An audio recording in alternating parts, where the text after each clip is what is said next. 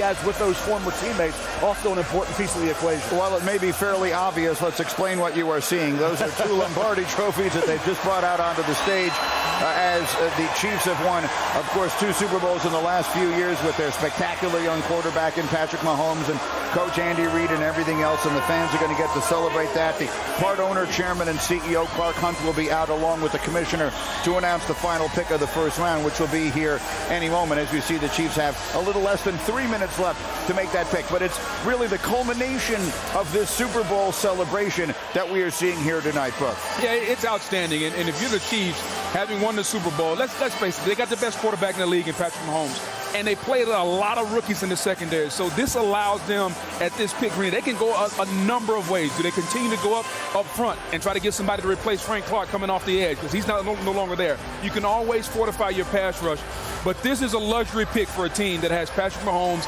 and a ton of young secondary guys that contributed at a high level on the back end. You want to talk about a team like we talked about Seattle, like we're talking about Philadelphia tonight, that has done work in the draft over the past 2-3 years. Brett Veach, the general manager of the Chiefs, has done work.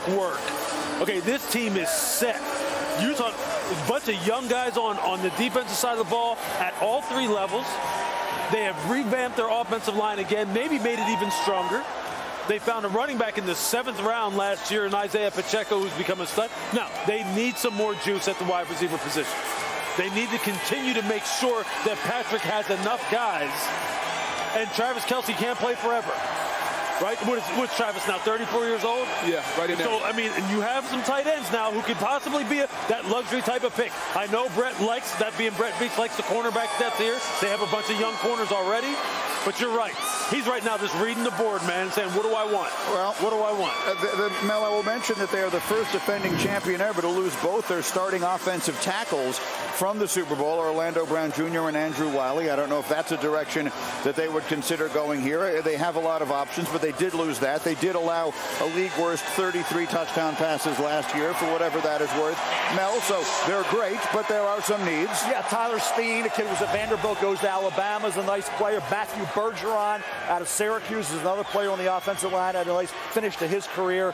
I'll tell you what, Felix Anudike-Uzomah from Kansas State, a pass rusher coming off the edge. He'll be probably a 2nd-round pick. We're going to get to that list tomorrow for rounds 2 and 3. Right now, we might go back to Nolan Smith. He was 12 on a big board. Philadelphia gets him at 30. Wow. Yeah. So, I mean, again, the Eagles setting up, get the number 1 player on my board, and Jalen Carter at, 9, get the number 12 at 30.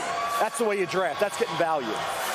You mentioned Felix Anudike-Uzomah. Should he go here tonight, it would be a dream. He is originally from Kansas City, so he would be the ultimate in local picks here. And again, this will be the final pick of round 1 tonight. This is a year in which there will only be 31 selections. The Dolphins forfeited their pick, so you might see on some of the screens it says pick 32.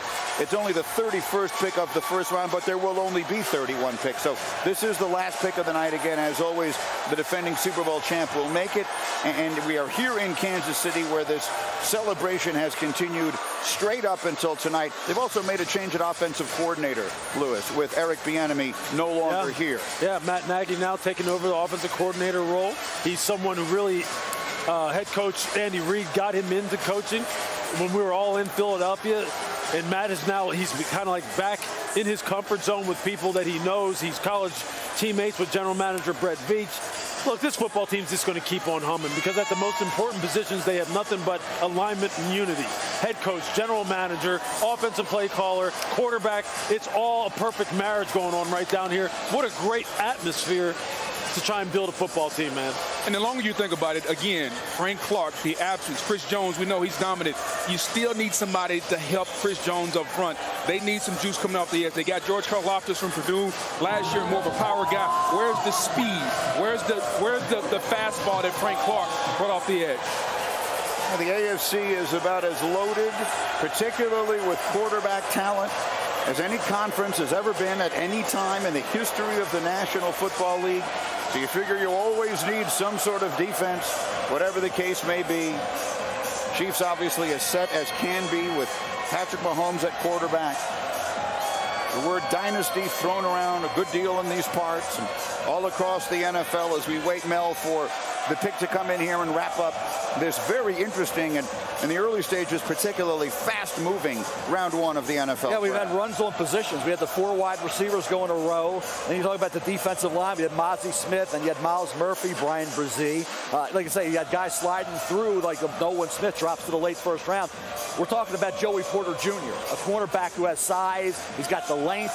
What was lacking? A little handsy, a little grabby. People wonder why is he still on the board because of that. Only 1 career interception. They bother people lack those great ball skills that you need. So that's why Joey Porter Jr. We know about Will Levis. We talked about that. Keon White's an interesting kid out of Georgia Tech for the second round area. And then Brian Branch.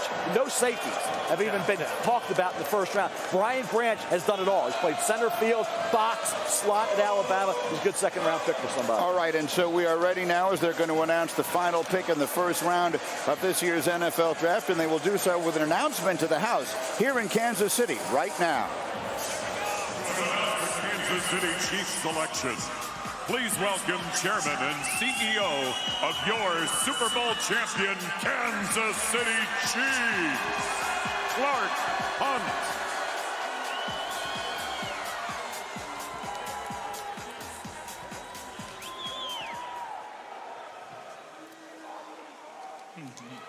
How about it, Kansas City?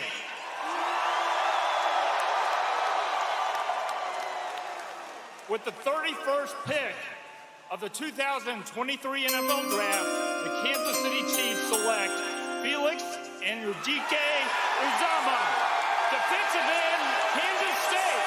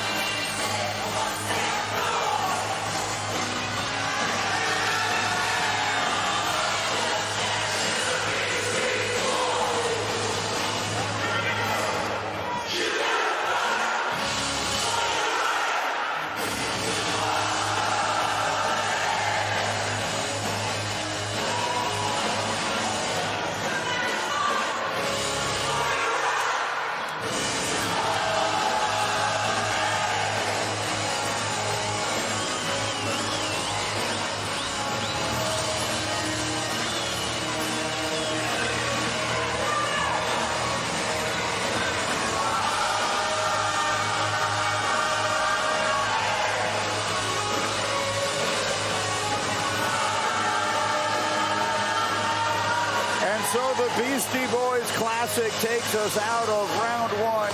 And what a finish. Felix Anudike-Uzomah is a Kansas City kid who winds up being the final draft pick of this round one for the hometown Kansas City Chiefs, Mel, as they sort of conclude their Super Bowl celebration by taking the pass rusher out of Kansas State. Yeah, 6'3", 255. Brady has an assortment of ways to get after the quarterback at Kansas State. Good bend, non-stop motor. You got to like that. I'll tell you, the production the last 2 years, 25.5 tackles for loss, 19.5 sacks. And what I love, the strip sack. 8 forced fumbles. Look at Felix Anudike-Uzomah coming off the edge, getting the turnover. Not just getting the sack, not getting the pressure, but turn the ball over back to that Kansas State offense. You watch him here, like I say, the 6'3", 255 pounder. Doesn't have that great burst, and that gets something he has to work on. That's the one thing that was lacking. Needs to be a little more effective at times against the run, but getting after the quarterback. Texas Tech game, 7 tackles, 3 sacks, and a forced fumble. One with speed to the outside, power in his hands to deliver a jolt. I think this is a kid in that defense. What they need is more pass rush. Yeah. And they weren't getting it. This kid can provide that. Needs some things he has to work on. Defensive line coach can get a lot out of this kid. Like I said, talk about his career last 2 years, 8 forced fumbles. Talk about Will Anderson Jr. had 1 in his career. None the last 2 years. He had 8 strip sacks, forced fumbles over the last 2 seasons. And because he needs to work on his technique in the run game, I can see them putting him at right end. They're going to put George Karlaftis on the left side. This is the speed guy we were speaking of, Greeny, coming off the edge, the vertical speed, and take advantage of that. Can we get the strip sacks? Can we get Patrick Mahomes the football back? This is the type pass rusher they need to add. He plays hard. He's got to refine his skills a little bit in the run game, but as a pass rusher, he's exactly what they need. Look, they're right now, I think this is the last piece really of their defense that they really need. They have playmakers at linebacker. You know, Willie Gay, Nick Bolton are as good as there is, and they're young, fast, aggressive. They have a bunch of young guys in the secondary who are just going to get better. Trent McDuffie's going to be an absolute superstar. And they just needed more people. Look, they have some guys. They signed Charles Omenihu from the San Francisco 49ers, who along with Chris Jones has veterans. Those two are going to be a problem. Now you put Karlaftis and this young man now on the defensive line. They've got some good players. Mel, in the moment before we send it to our friend Scott Van Pelt in Sports Center, we conclude one round of the draft. Is there an immediate winner that jumps out to you? Is there someone in particular? Philadelphia Eagles. To get Jalen Carter where they did at 9, my best overall player based on football ability. Then to get my 12th best player, Nolan Smith, near the end, pick 30? That's the Eagles. And then the other story of the night, I believe, would be Will Levis, the quarterback from Kentucky, who many thought might go quite early in this draft. Will now have to wait until tomorrow night. Got into no man's land.